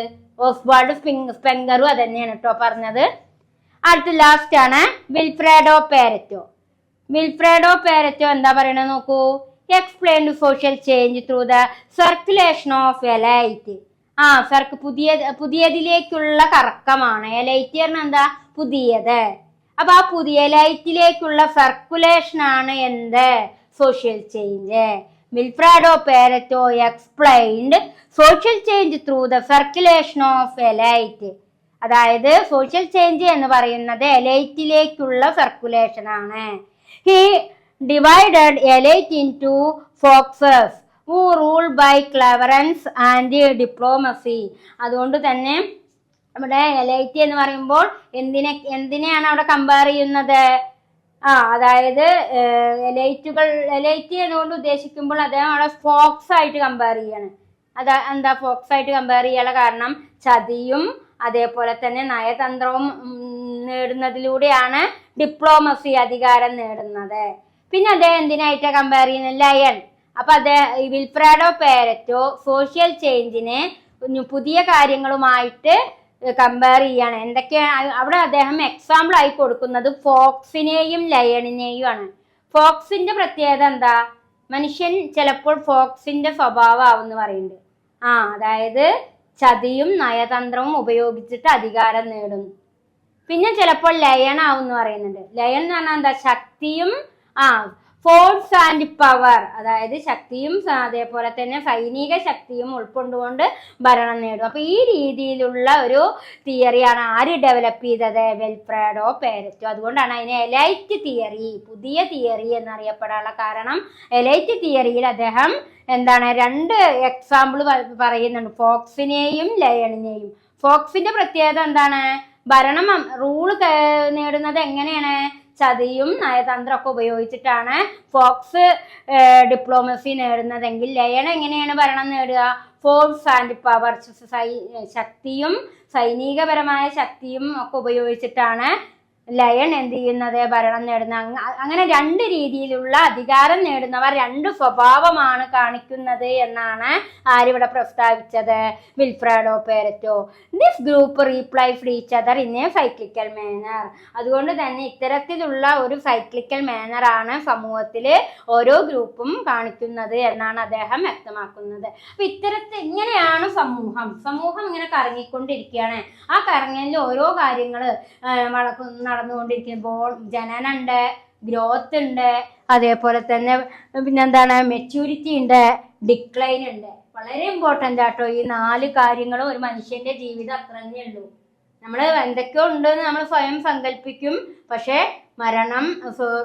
ജനനം, വളർച്ച, പക്വത, ലാസ്റ്റ് എന്താണ്? നാശം. ഇത്ര തന്നെയുള്ളൂ മനുഷ്യന്റെ ജീവിതം എന്ന് വ്യക്തമായി പല എക്സാമ്പിളുകളും നമ്മൾക്ക് മുന്നിൽ വെച്ചുകൊണ്ടാണ് ഈ ചിന്തകന്മാർ നമുക്ക് പ്രസ്താവിച്ചു തരുന്നത്. അതുകൊണ്ടാണ് ഈ തിയറിയെ ഏത് പേരിൽ അറിയപ്പെടാനുള്ള കാരണം? സൈക്ലിക്കൽ തിയറി എന്നറിയപ്പെടാനുള്ള കാരണം. അപ്പോൾ ഇതിൽ വളരെ ഇമ്പോർട്ടന്റ് ആയിട്ടുള്ള ആളുകളുടെ തിയറി മാത്രമേ ടീച്ചർ സൈക്ലിക്കൽ തിയറിയിൽ തന്നിട്ടുള്ളൂ. എൽ കൊറീബറെ, ഓസ്വാൾഡ് സ്പ്രെങ്കറെ, പിട്രിം സൊറോക്കിൻ, അതേപോലെ അദ്ദേഹത്തിന്റെ 3 ആശയങ്ങളെ അർണോൾഡ് ടോണിബി, വിൽഫ്രാഡോ പാരറ്റോ. അതും അവരൊക്കെ പറയുന്ന ഇമ്പോർട്ടന്റ് ആയിട്ടുള്ള കാര്യം മാത്രമേ എഴുതിയിട്ടുള്ളൂ. അപ്പൊ ഈ ഷോർട്ട് നോട്ട് നന്നായി എഴുതിയെടുക്കുക, നന്നായിട്ട് മനസ്സിലാക്കുക. ഇനി നമ്മൾക്ക് എടുക്കാനുള്ളത് 3ഉം 4ഉം തിയറികളാണ്. സ്ട്രക്ചറൽ ഫങ്ഷണൽ തിയറിയും കോൺഫ്ലിക്റ്റ് തിയറിയും. ആ 2 തിയറികൾ എന്താണ് സോഷ്യൽ ചേഞ്ചിനെ കുറിച്ച് ഡിഫൈൻ ചെയ്യുന്നത് എന്ന് നമുക്ക് പരിശോധിക്കാം. ഓക്കെ. ഹൈ സ്റ്റുഡൻറ്റ്, അപ്പോൾ നമ്മൾ തിയറീസ് ഓഫ് സോഷ്യൽ ചേഞ്ചിലെ ഫസ്റ്റ് 2 പോയിന്റ്സും ഡിസ്കഷൻ നടത്തി. 3rd പോയിന്റാണ് structural functional theory. Structural functional theory. അപ്പോൾ ആദ്യത്തെ 2 പോയിന്റുകളിലും എവല്യൂഷണറി തിയറിയും സൈക്ലിക്കൽ തിയറിയും അതിൽ ഒരുപാട് കാര്യങ്ങൾ നമ്മൾ സോഷ്യൽ ചേഞ്ചിനെ കുറിച്ച് പറഞ്ഞു തന്നു. ഇനി 3ാമത്തെ പോയിന്റ് ആയിട്ടുള്ള സ്ട്രക്ചറൽ ഫങ്ഷണൽ തിയറിയിൽ എന്തൊക്കെ കാര്യങ്ങളാണ് ഉൾപ്പെടുന്നത് എന്ന് നമുക്ക് നോക്കാം. അതായത് ഘടന പ്രവർത്തന സിദ്ധാന്തം എന്ന് പറയും structural functional theory. Structural functional theory views society as a system made up of interrelated parts similar to the human body. Each part, family, education, religion, economy, etc. അതായത് ഈ സ്ട്രക്ചറൽ ഫങ്ഷണൽ തിയറിയിലെ സമൂഹത്തെ എന്തിനോടാണ് സാമ്യപ്പെടുത്തുന്നത്? This theory view society as a system made up of interrelated parts similar to the human body. മനുഷ്യ ശരീരത്തോട് സാമ്യമുള്ള ഒരു സംവിധാനമായിട്ടാണ് ഏത് കാണുന്നത്? Structural functional theory. Structural functional theory views society as a system made up of interrelated parts similar to the human body. മനുഷ്യ ശരീരവുമായി human ബോഡിയുമായി മനുഷ്യ ശരീരവുമായി സാമ്യപ്പെടുത്തിക്കൊണ്ടാണ് സ്ട്രക്ചറൽ ഫങ്ഷണൽ തിയറി അനലൈസ് ചെയ്യുന്നത്. അപ്പൊ അതിൽ എന്തൊക്കെ വരാം? ഫാമിലി, എഡ്യൂക്കേഷൻ, റിലീജിയൻ, എക്കോണമി, കുടുംബം, വിദ്യാഭ്യാസം, മതം, സാമ്പത്തികം തുടങ്ങിയ എല്ലാപരമായിട്ടുള്ള ഘടകങ്ങളും ഏതിൽ വരുന്നുണ്ട്? സ്ട്രക്ചറൽ ഫങ്ഷണൽ തിയറിയിൽ. Performs function to maintain social stability and balance. മാത്രമല്ല ഇത്തരത്തിലുള്ള ഓരോ ഘടകവും പെർഫോം ഫങ്ഷൻ, ഈ ഫങ്ഷൻസ് ഒക്കെയാണ് എന്ത് നിലനിർത്തുന്നത്? സോഷ്യൽ സ്റ്റെബിലിറ്റി, സാമൂഹിക സ്ഥിരത നിലനിർത്തുന്നത്. അപ്പോൾ സോഷ്യൽ സ്റ്റെബിലിറ്റി മെയിൻറ്റെയിൻ ചെയ്യുന്ന ഘടകങ്ങളാണ് ഏതൊക്കെ? Family, education, religion, economy. ഇതിലൂടെയാണ് എന്ത് നിലനിർത്താൻ സാധിക്കുന്നത്? സോഷ്യൽ സ്റ്റെബിലിറ്റി, സാമൂഹിക സ്ഥിരത. അതേപോലെ തന്നെ ഇനി അതിൽ പ്രധാനപ്പെട്ട കുറച്ച് പോയിന്റുകൾ teacher എഴുതിയിട്ടിട്ടുണ്ട്. Social change occurs when society tries to restore equilibrium after disturbance. അതായത് സമൂഹത്തിൽ എന്തെങ്കിലും ഡിസ്റ്റർബൻസ് എന്താ തടസ്സം ഉണ്ടായാൽ ഇക്വിലിബ്രിയം വീണ്ടെടുക്കാൻ മാറ്റങ്ങൾ സംഭവിക്കുന്നു, സന്തുലിതാവസ്ഥ വീണ്ടെടുക്കാൻ മാറ്റങ്ങൾ സംഭവിക്കുന്നു. അതാണ് social change. Social change occurs when society tries to restore equilibrium after disturbance. അതായത് സമൂഹത്തിൽ എന്തെങ്കിലും തരത്തിലുള്ള ഡിസ്റ്റർബൻസ് പറഞ്ഞാൽ എന്താണ്? തടസ്സങ്ങൾ. എന്തെങ്കിലും രീതിയിൽ സമൂഹത്തിൽ ഡിസ്റ്റർബൻസ് ഉണ്ടാവുകയാണെങ്കിൽ ഇക്വിലിബ്രിയം അഥവാ സന്തുലിതാവസ്ഥ, ആ സന്തുലിതാവസ്ഥ വീണ്ടെടുക്കാൻ മാറ്റങ്ങൾ സംഭവിക്കുന്നു. ആൻഡ് ദെൻ 2ാമത്തെ പോയിന്റാണ് changes that help society are called functional while harmful changes are dysfunctional. അതായത് സമൂഹത്തിന് ഉപകാരപ്പെടുന്ന മാറ്റങ്ങളെ പ്രവർത്തനാപരമായ മാറ്റങ്ങളെന്നും ചേഞ്ചസ് ദാറ്റ് ഹെൽപ്പ് സൊസൈറ്റി, സമൂഹത്തിലെ മാറ്റം എങ്ങനെയാണ് ഹെൽപ്പാകുന്ന രീതിയിൽ, സമൂഹത്തിലെ മാറ്റം ചേഞ്ചസ് ഹെൽപ്പ് ആകുന്ന രീതിയിൽ സഹായകരമാകുന്ന മാറ്റമാണെങ്കിൽ അതിനെ ഫങ്ഷണൽ എന്നും, ഹാംഫുൾ ചേഞ്ചസ് ആണെങ്കിൽ അതിന് ഏത് പേരിൽ അറിയപ്പെടുക? ഡിസ്ഫങ്ഷണൽ, ദോഷകരമായ മാറ്റം എന്നും അറിയപ്പെടുന്നു. ഇപ്പൊ സൊസൈറ്റിയിൽ ചേഞ്ചസ് നല്ല കാര്യങ്ങൾക്ക് വേണ്ടിയുള്ള മാറ്റമാണെങ്കിൽ അതിനെ എന്താ പറയുക? ഫങ്ഷണൽ എന്നും. ചേഞ്ചസ് ദാറ്റ് ഹെൽപ്പ് സൊസൈറ്റി, സൊസൈറ്റിക്ക് സഹായിക്കുന്ന ചേഞ്ച് ആണ് ഉണ്ടായിരുന്നതെങ്കിൽ അതിനെ ഫങ്ഷണൽ എന്നും, എന്നാൽ സൊസൈറ്റിക്ക് ഹാംഫുൾ ആയിട്ടുള്ള ദോഷകരമാകുന്ന മാറ്റാണ് ഉണ്ടായിട്ടുള്ളത് എങ്കിൽ അതിനെന്താ പറയാ? ഡിസ്ഫങ്ഷണൽ എന്നും പറയുന്നു. ഇവന്റ്സ് ലൈക്ക്, എന്തൊക്കെ ഇവന്റ്സ് ആണ് ഉണ്ടാവാറുള്ളത്? War, famine, natural disasters or migration force institutions to adjust.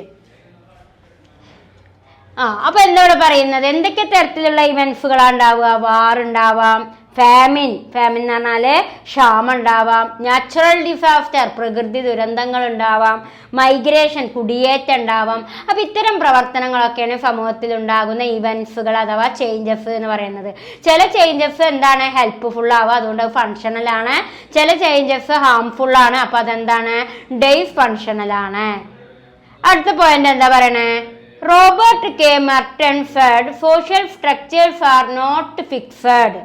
Robert K Merton സാമൂഹിക ഘടന സ്ഥിരമല്ല എന്നാണ് പറയുന്നത്. Robert K Merton said social structure are not fixed. Social structures എന്താ? സോഷ്യൽ സ്ട്രക്ചർ എന്ന് പറഞ്ഞാല് സാമൂഹിക ഘടന. സാമൂഹിക ഘടന എങ്ങനെയല്ല എന്നാ പറയുന്നത്? നോട്ട് ഫിക്സഡ്, അതൊരു സ്ഥിരമല്ല. they are gradually modified over time. അത് കാലക്രമേണ മാറുന്നു. ഇപ്പൊ Robert K Merton social structure എന്തല്ല എന്നാണ് പ്രസ്താവിച്ചത്? ഫിക്സഡ് അല്ല, അത് എന്ത് ചെയ്യപ്പെടുന്നു? അത് കാലക്രമേണ മാറാൻ കാരണമാകുന്നു. They are gradually modified over time, അത് ഓരോ കാലക്രമേണ ഓരോ ടൈമിലും മാറ്റം സംഭവിക്കുന്നു. അതുകൊണ്ട് റോബർട്ട് കെ മെർട്ടൺ പറയാണ് സോഷ്യൽ സ്ട്രക്ചർ എന്ന് പറയുന്നത് ഒരിക്കലും ഒരു ഫിക്സഡ് അല്ല, not fixed. They are gradually modified over time, അത് കാലക്രമേണ മാറിക്കൊണ്ടിരിക്കുന്നു. In short, this theory sees change as slow and adaptive, aimed at maintaining social order. അതുകൊണ്ട് തന്നെ ഈ സിദ്ധാന്തം മാറ്റത്തെ സമൂഹ സ്ഥിരത നിലനിർത്താനുള്ള ഒരു പ്രക്രിയയായി കാണുന്നു. ഇൻ ഷോർട്ട്, ദിസ് തിയറി സീസ് ചേഞ്ച്, മാറ്റത്തിനെ എങ്ങനെയായിട്ടാണ് കാണുന്നത്? Slow and adaptive, aimed at maintaining social order. Slow ആയിട്ടും അഡാപ്റ്റീവ് ആയിട്ടുള്ള മാറ്റം എന്ന് പറയുന്നത് എന്താണ് അതിന്റെ ലക്ഷ്യം? Maintaining social order. ചെറിയ രീതിയിലും വലിയ രീതിയിലുള്ള മാറ്റമാണ് എന്തിലേക്ക് വഴിവെക്കുന്നത്? മെയിൻറ്റെയിനിങ് സോഷ്യൽ ഓർഡർ, സാമൂഹിക ക്രമം നിലനിർത്തുന്നത്. അപ്പൊ ഇത്രയും കാര്യങ്ങളാണ് മൂന്നാമത്തെ പോയിന്റില് സ്ട്രക്ചർ ആൻഡ് ഫങ്ഷണൽ തിയറി എന്ന ഈ ഒരു ഭാഗത്ത് നിങ്ങൾക്ക് ഡിസ്കഷൻ നടത്തി തരാനുണ്ടായിരുന്നത്. ഇനി നമ്മൾക്ക് എടുക്കാനുള്ളത് നാലാമത്തെ പോയിന്റ് ആയിട്ടുള്ള കോൺഫ്ലിക്റ്റ് തിയറിയാണ് കേട്ടോ. Conflict theory. അപ്പൊ മക്കളെ, നമ്മൾ എവല്യൂഷണറി തിയറി പഠിച്ചു, സൈക്ലിക്കൽ തിയറി പഠിച്ചു, സ്ട്രക്ചറൽ ആൻഡ് ഫങ്ഷണൽ തിയറി പഠിച്ചു. ഇനി ലാസ്റ്റ് സോഷ്യൽ ചേഞ്ച് ആണ് ഏത്? Conflict theory. എവല്യൂഷണറി തിയറിയിൽ തന്നെ നമ്മൾ 2 പോയിന്റ് പഠിച്ചു. ഏതൊക്കെ? നിയോ എവല്യൂഷണറി തിയറിയും ക്ലാസിക്കൽ എവല്യൂഷണറി തിയറിയും. ഇനി നമുക്ക് കോൺഫ്ലിക്റ്റ് തിയറിയാണ് ഡിസ്കഷൻ നടത്താനുള്ളത്. എന്താ കോൺഫ്ലിക്റ്റ് പറഞ്ഞാല്? എന്തിനെയാണ് നമ്മൾ കോൺഫ്ലിക്റ്റ് എന്ന് പറയുക? സംഘർഷം. നമ്മളുടെ സൊസൈറ്റിയിൽ പലതരത്തിലുള്ള ചേഞ്ചിനെസ്സുകൾ ഉണ്ടാവാം അല്ലെ? അപ്പൊ ആ ചേഞ്ചിനെസ്സുകളാണ്, ആ മാറ്റങ്ങളാണ് എന്തിലേക്ക് വഴിവെക്കുക? സംഘർഷത്തിന് കാരണമാകുന്നത്. ഇവിടെ ശ്രദ്ധിച്ചോളൂ. Conflict theory explains social change as the result of conflict between social group over power, wealth and resources. അതായത് ഈ സിദ്ധാന്തം എന്താണ് വ്യക്തമാക്കി തരുന്നത്? Conflict theory explain social change as the result of, സാമൂഹിക മാറ്റത്തിന്റെ പരിണിത ഫലമാണ് സംഘർഷം. എന്തിനൊക്കെ വേണ്ടിയാണ് സംഘർഷം ഉണ്ടാവുക? എന്തൊക്കെ കാര്യങ്ങൾക്ക് വേണ്ടിയിട്ടാണ്? സോഷ്യൽ ഗ്രൂപ്പുകൾ, സാമൂഹിക ഗ്രൂപ്പുകൾ എന്തിനൊക്കെ വേണ്ടി സംഘർഷം നടത്തപ്പെടുന്നു? അതായത് പവറിന്, ശക്തിക്ക് വേണ്ടി, വെൽത്തിന്, ധനത്തിന് വേണ്ടി, റിസോഴ്സ്, വിഭവത്തിന് വേണ്ടി. ഈ 3 കാര്യങ്ങൾക്ക് വേണ്ടിയാണ് സാമൂഹിക ഗ്രൂപ്പുകൾ സമൂഹത്തിൽ എന്ത് നടത്തുന്നത്? സംഘർഷം സൃഷ്ടിക്കുന്നത്. ഇപ്പൊ conflict theory explain social change as the result of conflict. Social ചേഞ്ചിന്റെ റിസൾട്ട് ആണ് എന്ത്? കോൺഫ്ലിക്റ്റ്. ഇനി എന്തിനു വേണ്ടിയാണ് സാമൂഹിക ഗ്രൂപ്പുകൾ സംഘർഷം നടത്തുക? പവർ, അധികാരത്തിന് വേണ്ടി. വെൽത്ത്, ധനത്തിന് വേണ്ടി. റിസോഴ്സ്, വിഭവങ്ങൾക്ക് വേണ്ടി. ആൻഡ് ദെൻ അതിൽ വരുന്ന കുറച്ച് പോയിന്റുകൾ നോക്കൂ. Society is divided into oppressors and oppressed. സമൂഹം അടിച്ചമർത്തുന്നവരും അടിച്ചമർത്തപ്പെടുന്നവരും എന്നിങ്ങനെ വിഭജിച്ചിരിക്കുന്നു. ഒപ്രസേഴ്സ് ആൻഡ് ഒപ്രസ്ഡ്. ഒപ്രസേഴ്സ് എന്ന് പറഞ്ഞാൽ അടിച്ചമർത്തുന്നവർ. മറ്റത് ഒപ്രസ്ഡ് പറഞ്ഞാൽ എന്താണ്? അടിച്ചമർത്തപ്പെട്ടവർ.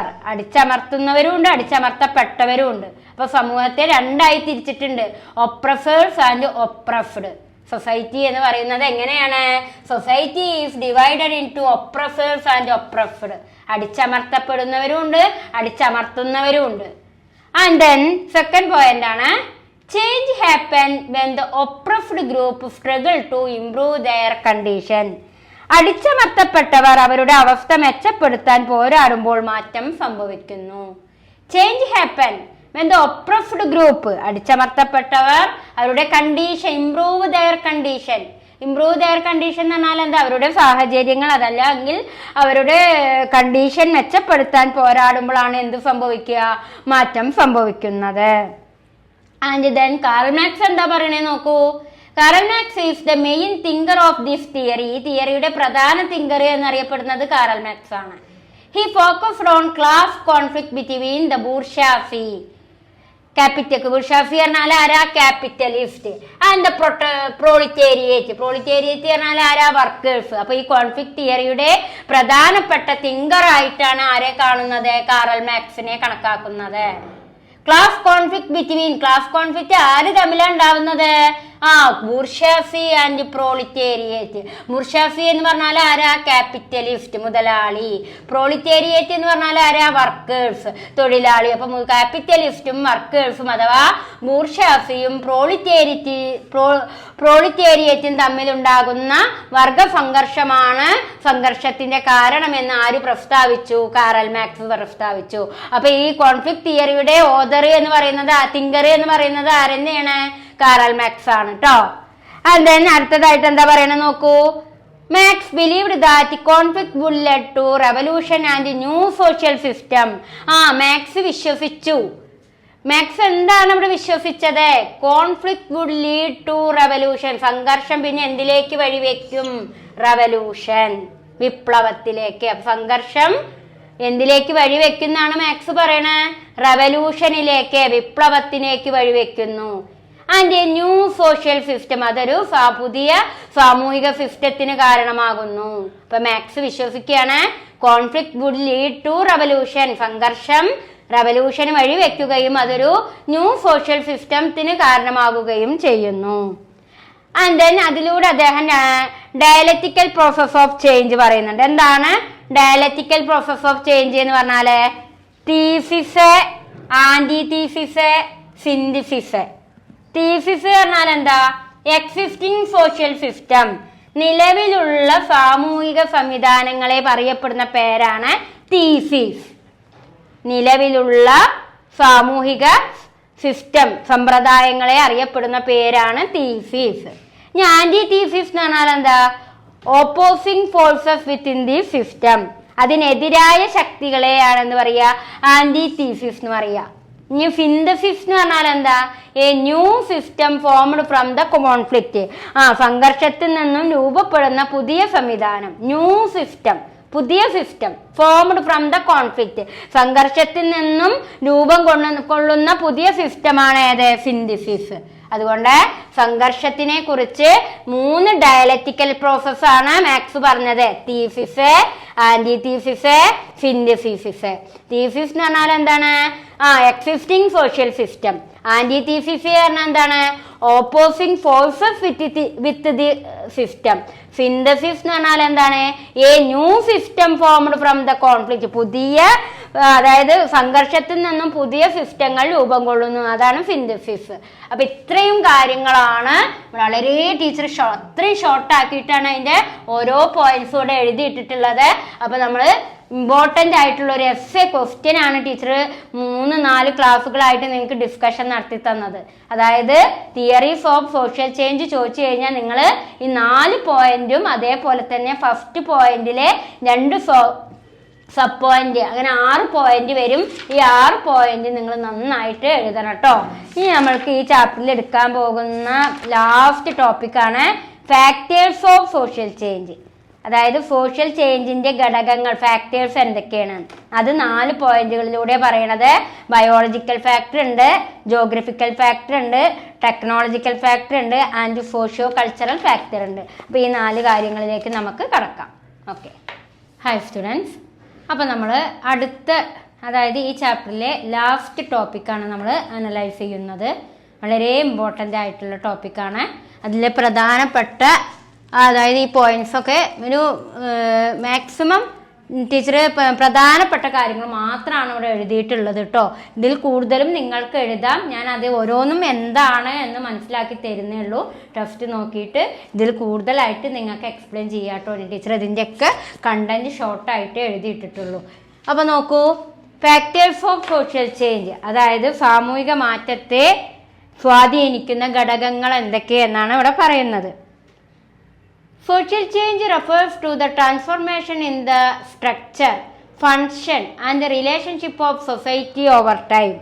അതായത് സമൂഹത്തിൻ്റെ ഘടന, പ്രവർത്തനങ്ങൾ, ബന്ധങ്ങൾ എന്നിവയിൽ കാലക്രമേണ ഉണ്ടാകുന്ന മാറ്റങ്ങളെയാണ് സാമൂഹിക മാറ്റങ്ങൾ എന്ന് പറയുന്നത്. ഇപ്പോൾ സോഷ്യൽ ചേഞ്ച് എന്ന് പറഞ്ഞാൽ എന്താ? Social change refers to the transformation in the structure, ഘടനയിലും, ഫങ്ഷൻ റിലേഷൻഷിപ്പ് ബന്ധം. അപ്പോൾ കാലക്രമേണ ഉണ്ടാകുന്ന പരിവർത്തനങ്ങളാണ് ഏതിലൊക്കെ? സ്ട്രക്ചറിലും ഫങ്ഷനിലും റിലേഷൻഷിപ്പിലും. സൊസൈറ്റിയിൽ കാലക്രമേണ ഉണ്ടാകുന്ന പരിവർത്തനമാണ് സ്ട്രക്ചറ്, ഫങ്ഷൻ, റിലേഷൻഷിപ്പ്. ഇവയിലൊക്കെ ഉണ്ടാകുന്ന ആ ട്രാൻസ്ഫോർമേഷനെയാണ് ഏത് പേരിൽ അറിയപ്പെടുന്നത്? സോഷ്യൽ ചേഞ്ച് എന്നറിയപ്പെടുന്നത്. This change are caused by various factors. അതുകൊണ്ട് തന്നെ ഈ മാറ്റം എന്ന് പറയുന്നത് ഒരുപാട് ഫാക്ടേഴ്സ് ഇതിന് കാരണമാകുന്നുണ്ട്. Which influence how society develop and progress. മാത്രമല്ല ഇത് എത്രത്തോളം സമൂഹത്തെ വികസിക്കുന്നതിനും ഡെവലപ്പ് ചെയ്യുന്നതിനും പ്രോഗ്രസ് ചെയ്യുന്നതിനും സഹായിക്കുന്നുണ്ട് എന്ന്, ഇത്തരം ഘടകങ്ങളൊക്കെ എത്രത്തോളം സൊസൈറ്റിയെ ഡെവലപ്പ് ചെയ്യാനും പ്രോഗ്രസ് ചെയ്യാനും സാധിക്കുന്നുണ്ട് എന്ന് നമുക്ക് മനസ്സിലാക്കാം. The main factors of social change, അതുകൊണ്ട് തന്നെ പ്രധാനപ്പെട്ട ഫാക്ടേഴ്സ്, സോഷ്യൽ ചേഞ്ചിനെ സഹായിക്കുന്ന പ്രധാനപ്പെട്ട ഫാക്ടേഴ്സ് ആണ് ഏതൊക്കെ? 4 ഫാക്ടേഴ്സ്. ഏതൊക്കെ? Biological factors, geographical factors, technological factors, അതേപോലെ തന്നെ പിന്നെ ഏതാണ്? Socio cultural factors. അപ്പോൾ സൊസൈറ്റിക്ക് മാറ്റം ഉണ്ടാകാൻ സഹായിക്കുന്ന, സോഷ്യൽ ചേഞ്ചിനെ എഫക്റ്റ് ചെയ്യുന്ന മെയിൻ ഫാക്ടേഴ്സ് ആണ് ബയോളജിക്കൽ ഫാക്ടേഴ്സ്, ജൈവ ഘടകങ്ങൾ എന്ന് പറയും. അതേപോലെ തന്നെ ജോഗ്രഫിക്കൽ ഫാക്ടേഴ്സ്. ജോഗ്രഫിക്കൽ ഫാക്ടേഴ്സ് എന്ന് പറഞ്ഞാൽ എന്താണ്? ഭൂമിശാസ്ത്രപരമായ ഘടകങ്ങൾ എന്ന് പറയും. ടെക്നോളജിക്കൽ ഫാക്ടേഴ്സ്, സാങ്കേതികപരമായ ഘടകങ്ങൾ. ആൻഡ് സോഷ്യോ കൾച്ചറൽ ഫാക്ടേഴ്സ്, സാമൂഹികവും സാംസ്കാരികവുമായ ഘടകങ്ങൾ. ഇനി അതിലെ ബയോളജിക്കൽ ഫാക്ടേഴ്സ് എന്നുകൊണ്ട് എന്താ ഉദ്ദേശിക്കുന്നത്? Biological factors include human and non human element. അതായത് ബയോളജിക്കൽ ഫാക്ടേഴ്സ് എന്ന് പറഞ്ഞാൽ അതിൽ ഹ്യൂമൺ, മനുഷ്യനും നോൺ ഹ്യൂമൺ, മനുഷ്യനല്ലാത്ത ഘടകങ്ങൾ, അതായത് മനുഷ്യരും അതേപോലെ തന്നെ ജീവജാലങ്ങളും മറ്റ് ജന്തു ജീവജാലങ്ങളും ഉൾപ്പെടുന്നതിനെയാണ് എന്ത് പറയുക? Biological factors. Biological factors include human and non human element. Human എന്ന് പറഞ്ഞാൽ മനുഷ്യൻ, നോൺ ഹ്യൂമൺ എന്ന് പറഞ്ഞാൽ എന്താ? മറ്റു ജീവജാലങ്ങളും. അപ്പോൾ മനുഷ്യനും മനുഷ്യനേതര ജീവികളും ഉൾപ്പെടുന്ന ഫാക്ടറിനെയാണ് നമ്മൾ എന്ത് പറയുന്നത്? ബയോളജിക്കൽ ഫാക്ടേഴ്സ് എന്ന് പറയുക. അതിന് എക്സാമ്പിൾ എന്തൊക്കെയാണ്? Plants and animals. Non human എലമെന്റ്സിന് example like plants and animal. Human population growth, health and heredity effect social organization. അതേപോലെ തന്നെ പിന്നെ എന്താണ് ഇവിടെ ഉദ്ദേശിക്കുന്നത്? Human population growth. മനുഷ്യന്റെ ജനസംഖ്യ വളർച്ച എന്ന് പറയുന്നത്, ജനസംഖ്യ വർധനവ് എന്തിനൊക്കെ സ്വാധീനിക്കുന്നുണ്ട്? ഹെൽത്ത്, ആരോഗ്യത്തെയും, ഹെറിഡിറ്ററി, പാരമ്പര്യത്തെയും തുടങ്ങിയ സാമൂഹിക ഘടകങ്ങളെ എന്ത് ചെയ്യുന്നു? എഫക്റ്റ് ചെയ്യുന്നു. Human population growth, health and hereditary effect social organization. അപ്പോൾ സാമൂഹിക സംഘടനകളെ എന്തൊക്കെ എഫക്റ്റ് ചെയ്യുന്നുണ്ട്? ഹ്യൂമൻ പോപ്പുലേഷൻ ഗ്രോത്തും ഹെൽത്ത് ആൻഡ് ഹെറിഡിറ്ററിയും. Plants and animal provide. ഇനി പ്ലാന്റ്സും ആനിമൽസും എന്തൊക്കെ നമുക്ക് പ്രൊവൈഡ് ചെയ്യുന്നു? Food, medicine, clothing and oxygen. Changes in the biological environment influence human life and social activity. അതുകൊണ്ട് തന്നെ നമുക്ക് പ്ലാന്റ്സും ആനിമൽസും എന്തൊക്കെ പ്രൊവൈഡ് ചെയ്യുന്നുണ്ട്? ഫുഡ്, മെഡിസിന്, അതേപോലെ ക്ലോത്തിങ്, ഓക്സിജൻ എന്നിവയൊക്കെ മനുഷ്യർക്കായിട്ട്, സസ്യങ്ങളും മൃഗങ്ങളും ഇതിനൊക്കെ മനുഷ്യർ എന്ത് ചെയ്യുന്നുണ്ട്? ആശ്രയിക്കുന്നുണ്ട്. ആരേനെ? Biological environment influence human life and social activity. അപ്പോൾ മനുഷ്യൻ എന്തിനൊക്കെ സ്വാധീനിക്കുന്നു? ബയോളജിക്കൽ എൻവയോൺമെന്റിനെ സ്വാധീനിക്കുന്നു. എന്തിനു വേണ്ടി? മനുഷ്യന് ഫുഡ് വേണം, മെഡിസിൻ വേണം, ക്ലോത്ത് വേണം, ഓക്സിജൻ വേണം. ഇതിനൊക്കെ വേണ്ടി മനുഷ്യൻ ആരെ സ്വാധീനിക്കുന്നു?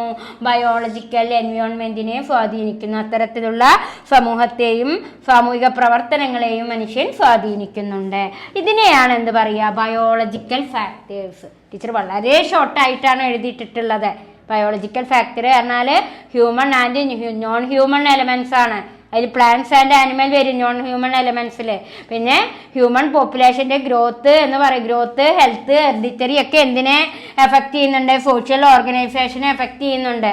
മാത്രമല്ല പ്ലാന്റ്സ് ആൻഡ് ആനിമൽ ഹ്യൂമൻസിന് എന്താ പ്രൊവൈഡ് ചെയ്യണത്? Food, medicine, cloth and oxygen. ഇതൊക്കെ പ്ലാന്റ്സ് ആൻഡ് ആനിമൽസ് പ്രൊവൈഡ് ചെയ്യുന്നുണ്ട്. അതുകൊണ്ടാണ് മനുഷ്യൻ എന്തിനെ സ്വാധീനിക്കുന്നുണ്ട് പറയാനുള്ള കാരണം ബയോളജിക്കൽ എൻവയോൺമെന്റിനെ ഹ്യൂമൻ ലൈഫ് ഇൻഫ്ലുവൻസ് ചെയ്യുന്നുണ്ട് പല സാമൂഹിക ആക്ടിവിറ്റികൾക്കും വേണ്ടിയിട്ട്. അപ്പൊ അതാണ് ബയോളജിക്കൽ ഫാക്ടേഴ്സ് എന്നുകൊണ്ട് അർത്ഥമാക്കുന്നത്. അടുത്തതാണ് ജോഗ്രഫിക്കൽ ഫാക്ടേഴ്സ്, ഭൂമിശാസ്ത്രപരമായ ഘടകങ്ങൾ. എന്താണ് ജോഗ്രഫിക്കൽ ഫാക്ടേഴ്സിൽ വരുന്നത്? നോക്കൂ. Natural conditions such as climate, reverse, mountain and soil effect human settlement, occupation and culture. കാലാവസ്ഥ, അതേപോലെ തന്നെ റിവർ, നദികള്, മൗണ്ടൻ, പർവ്വതങ്ങള്, അതേപോലെ തന്നെ സോയിൽ എഫക്റ്റ്, മണ്ണിന്റെ സ്വഭാവം എന്നിവ മനുഷ്യരുടെ എന്തൊക്കെ നിശ്ചയിക്കുന്നു? Human settlement, occupation and culture. അപ്പൊ മനുഷ്യരുടെ താമസവും തൊഴിലും സംസ്കാരവും നിർണയിക്കുന്നത് എന്താണ്? നാച്ചുറൽ കണ്ടീഷൻ ആണ്. എന്താ നാച്ചുറൽ കണ്ടീഷൻ എന്ന് പറഞ്ഞാൽ എന്തൊക്കെ വരും? ക്ലൈമറ്റ് വരും, കാലാവസ്ഥ വരും, റിവേഴ്സ്, നദികളെ ആശ്രയിച്ച് നമുക്കറിയാം സിന്ധു നദീതട സംസ്കാരം എന്നൊക്കെ നമ്മൾ പഠിച്ചിട്ടുണ്ട് അല്ലേ? അപ്പോൾ ക്ലൈമറ്റും റിവേഴ്സും മൗണ്ടനും സോയിൽ എഫക്റ്റും ഒക്കെയാണ് മനുഷ്യന്റെ എന്തെല്ലാം കാര്യങ്ങളെ ഇൻഫ്ലുവൻസ് ചെയ്യുന്നത്? ഹ്യൂമൻ സെറ്റിൽമെന്റ്, ഒക്യുപ്പേഷൻ, കൾച്ചറ് തുടങ്ങിയ കാര്യങ്ങളെയൊക്കെ സ്വാധീനിക്കുന്നത് എന്താണ്? ഈ നാച്ചുറൽ കണ്ടീഷൻസ് ആണ്. For example, people living near reverse practice agriculture while those in dessert different life style. അതേപോലെ തന്നെ പിന്നെന്താ പറയുന്നത്? അപ്പോൾ ഇവിടെ ഒരു എക്സാമ്പിൾ പറയണേ, നദീതീരങ്ങളിൽ താമസിക്കുന്നവർ കൃഷിയിൽ ഏർപ്പെടുന്നു. അപ്പോൾ people living near river practice agriculture, അതായത് പീപ്പിൾസ് റിവറിനരികിൽ അഥവാ നദീതീരങ്ങളിൽ താമസിക്കുന്ന പീപ്പിൾസ് കൂടുതലായിട്ട് എന്താണ് ഫോളോ ചെയ്യുക, പ്രാക്ടീസ് ചെയ്യുക? അഗ്രികൾച്ചർ, കൃഷിയെ ആശ്രയിക്കുന്നു. എന്നാൽ ഡിസേർട്ട് പറഞ്ഞാൽ എന്താ? മരുഭൂമിയിലുള്ള ആളുകളുടെ ജീവിത രീതി എന്ന് പറയുന്നത് എങ്ങനെയായിരിക്കാം? Different lifestyle. അപ്പോൾ നാച്ചുറൽ കണ്ടീഷനും സോഷ്യൽ ചേഞ്ചിനെ എഫക്റ്റ് ചെയ്യുന്ന പ്രധാനപ്പെട്ട ഘടകമാണ് കേട്ടോ. അപ്പോൾ സോഷ്യൽ ചേഞ്ചിനെ എഫക്റ്റ് ചെയ്യുന്ന ഒരു പ്രധാന ഘടകമാണ് ജോഗ്രഫിക്കൽ ഫാക്ടേഴ്സ്. അതെന്തിനെ അടിസ്ഥാനപ്പെടുത്തിയാണ്?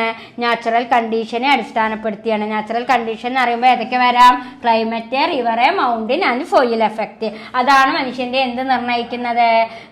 ഹ്യൂമൻ സെറ്റിൽമെന്റും ഒക്യുപ്പേഷനും കൾച്ചറൊക്കെ ഡിറ്റർമൈൻ ചെയ്യുന്നത് കേട്ടോ. ഇതാണ് ജോഗ്രഫിക്കൽ ഫാക്ടേഴ്സ് എന്നുകൊണ്ട് അർത്ഥമാക്കുന്നത്. അടുത്തതാണ് ടെക്നോളജിക്കൽ ഫാക്ടേഴ്സ്, സാങ്കേതികപരമായ ഘടകം. എന്താ സാങ്കേതികപരമായ ഘടകം എന്ന് പറഞ്ഞാല്? Invention and discoveries bring major changes in society. അതായത് നമുക്കറിയാം പലതരത്തിലുള്ള ഇൻവെൻഷനും ഡിസ്കവറിയും ആവിഷ്കാരങ്ങളും കണ്ടെത്തലുകളും സൊസൈറ്റിയെ മാറ്റിമറിച്ചു.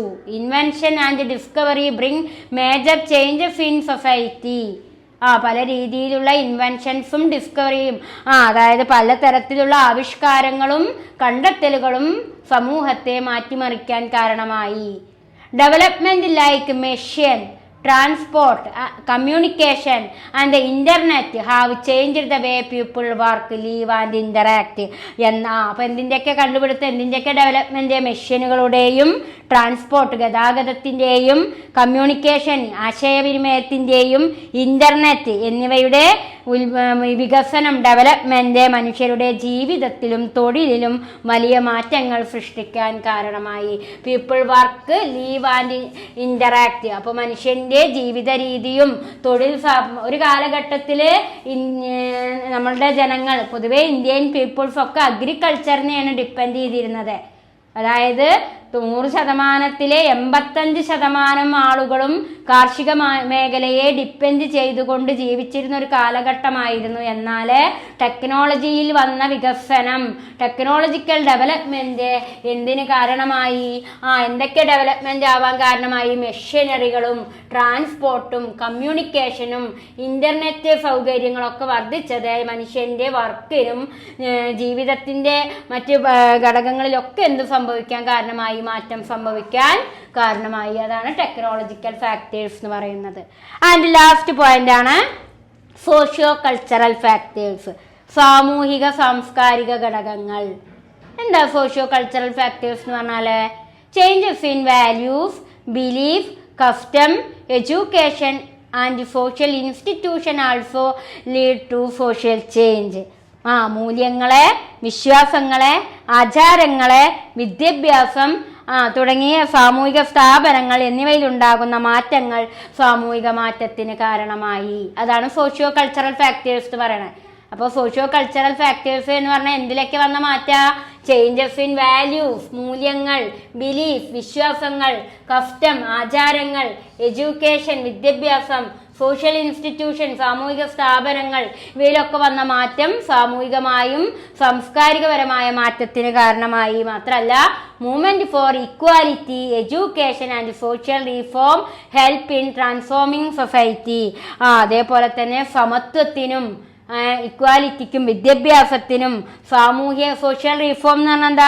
സാമൂഹിക പരിഷ്കാരങ്ങൾക്കും വേണ്ടി നടക്കുന്ന പ്രസ്ഥാനങ്ങൾ, പലതരത്തിലുള്ള മൂവ്മെന്റുകൾ, റീഫോമുകളും പ്രസ്ഥാനങ്ങളും രൂപം കൊള്ളുന്നതിനും കാരണമായി. അതാണ് സോഷ്യോ കൾച്ചറൽ ഫാക്ടേഴ്സ്. ഇപ്പം നമുക്കറിയാം ഫ്രഞ്ച് റെവല്യൂഷനും ഫസ്റ്റ് വേൾഡ് വാറൊക്കെ ഇന്ത്യയിലെയും മറ്റു രാജ്യങ്ങളിലെയും ആളുകൾക്ക് സ്വാതന്ത്ര്യം, സമത്വം, സഹോദര്യം, അല്ലേ, ഇക്വാലിറ്റി, ലിബർട്ടി, ഫ്രറ്റേർണിറ്റി, അതായത് സ്വാതന്ത്ര്യം, ഫ്രീഡം, അതേപോലെ തന്നെ ഇക്വാലിറ്റി, സമത്വം, ഫ്രറ്റേർണിറ്റി, സാഹോദര്യം, ഈ ഐഡിയോളജികളൊക്കെ നമ്മളുടെ ഉള്ളിലേക്ക് വരുന്നതിന് കാരണമായി തീർന്നു. അപ്പോൾ ഈ ഒരു സോഷ്യോ കൾച്ചറൽ ഫാക്ടേഴ്സും സമൂഹത്തിൻ്റെ മാറ്റത്തെ എഫക്റ്റ് ചെയ്ത പ്രധാന ഘടകമായിട്ടാണ് ചൂണ്ടിക്കാണിക്കുന്നത്. അത് നമ്മളുടെ മൂല്യങ്ങളിലും വാല്യൂസിലും ബിലീഫിലും കസ്റ്റംസിലും എഡ്യൂക്കേഷനിലും സോഷ്യൽ ഇൻസ്റ്റിറ്റ്യൂഷനിലും ഒക്കെ മാറ്റം വരുത്തി. മാത്രമല്ല ഓരോ പ്രസ്ഥാനങ്ങൾ ഉയർന്നു വരുന്നതിനും സമത്വവും വിദ്യാഭ്യാസവും രൂപം കൊടുക്കുന്നതിനും അതൊക്കെ പരിവർത്തനത്തിനൊക്കെ എന്ത് കാരണമായി? സോഷ്യോ കൾച്ചറൽ ഫാക്ടേഴ്സ് കാരണമായി. അപ്പോൾ കുട്ടികളെ, നമ്മളുടെ ഇൻട്രഡക്ഷൻ ടു സോഷ്യോളജി സെക്കൻഡ് എന്ന ബുക്കിലെ 12 യൂണിറ്റുകളും നമ്മൾ റെക്കോർഡിംഗ് ക്ലാസ് കംപ്ലീറ്റ് ആയി കേട്ടോ. അപ്പോൾ ഈ 12 യൂണിറ്റിൻ്റെയും റെക്കോർഡിങ് കംപ്ലീറ്റ് ആയി. 12 യൂണിറ്റും എല്ലാ ടോപ്പിക്കും കവർ ചെയ്തിട്ടുണ്ട്. ഇനി നിങ്ങൾ ഇതിൻ്റെ ഓരോ ചാപ്റ്ററും ക്ലാസ് കേട്ട് മനസ്സിലാക്കുക. എന്ത് ഡൗട്ട് ഉണ്ടെങ്കിലും നിങ്ങൾക്കത് പേഴ്സണലായിട്ടോ ലൈവ് സെഷൻ വയ്ക്കുമ്പോഴൊക്കെ ഡിസ്കഷൻ നടത്താവുന്നതാണ് കേട്ടോ. ഓക്കെ.